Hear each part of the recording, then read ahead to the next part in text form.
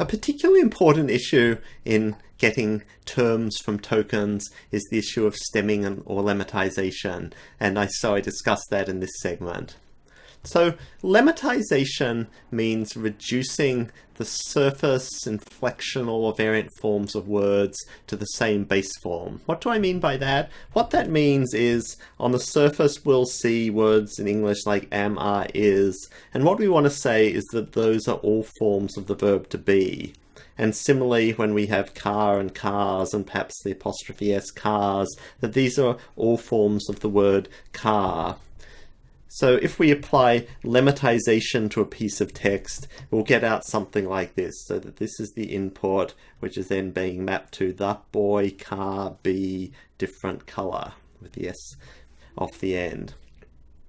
So lemmatization implies doing proper reduction of words to their dictionary head word form, so that you know about the rules for case, gender, tense inflections and all that kind of stuff for a language, and you properly reduce a word to the form you'd look it up under in the dictionary.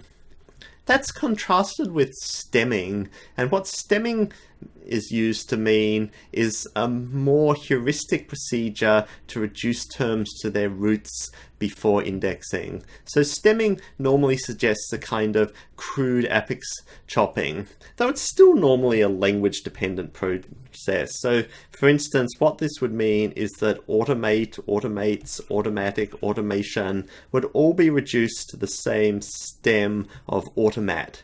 Now, automat actually isn't a word at all, but it means that we've done this process where we're kind of getting rid of these ending bits and said, okay, these are then all going to be treated as cases of automat. So for example, what we might get is if the input text is this one, the corresponding stem text might come out like this. So we've gotten rid of endings like compressed to go to just compress, but we've also then gotten rid of things like the E on the end of example, which is just becoming this example here. Okay, so how do you do stemming? By far the commonest algorithm for stemming of English is Porter's stemmer, and the results basically suggest it's pretty much as good as available option, so this is as good as any to know to get a sense of stemming. So the idea of the Porter stemming algorithm is that there are a set of phases of reductions that you go through that take bits off the end of words and then perhaps put something back, and then there are a sequence of conventions that explain how to apply rules within the phases. And so one of these conventions is that if you inside a particular phase there are multiple rules that match the end of a word, that you should always choose the one that applies to the longest suffix. I'm not going to go through all of the rules, but let's just go through a couple to get an idea of what goes on.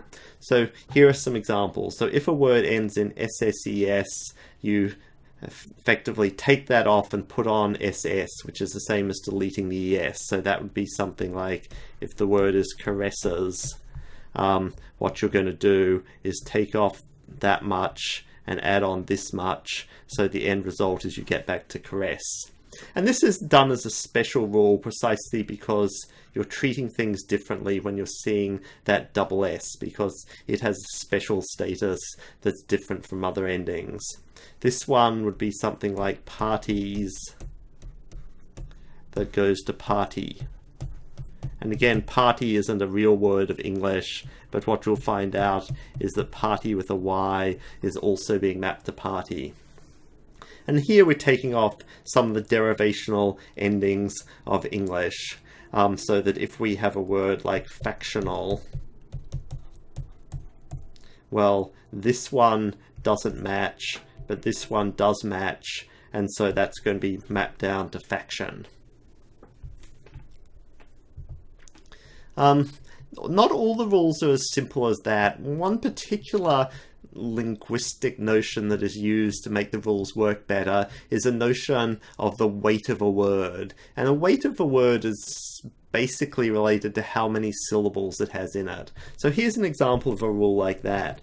So this is, if you have preceding stuff with n greater than 1, that's its weight, and then ending in EMT, then you are applying the rule of matching this suffix and replacing it with 0, so it's just being deleted.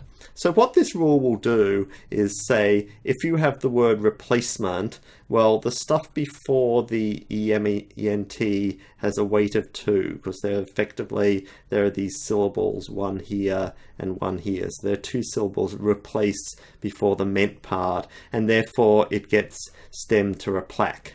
On the other hand, if you had a word like cement, you don't want it just being stemmed to the letter C. And it won't be, precisely because of this test here, where the preceding part has to have a weight of greater than 1. So the Porter stemmer certainly isn't the only stemmer in the world. There are other stemmers that exist. So another well-known English stemmer is the Loven stemmer. Another one is the Pace-Hus stemmer. More recently, Martin Porter has come back to stemming, and he's produced a family of stemmers called the Snowball stemmers, which then also have versions available for many other languages beyond just English. And of course, if you have language-specific resources, you can also do the kind of full morphological analysis or lemmatization to get back the dictionary form of a word.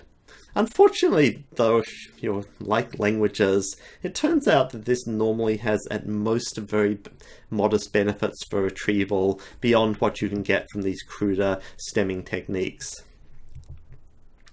Now, of course, all of these methods, regardless of whether you're using full morphological analysis or something like the Porter stemmer, you're still using language-specific techniques. And often in practice, people also want to use application-specific techniques, because you might want to have special rules for how to apply stemming once you get into things like biological or chemical terms. So these are additional plugins that are put into the indexing process.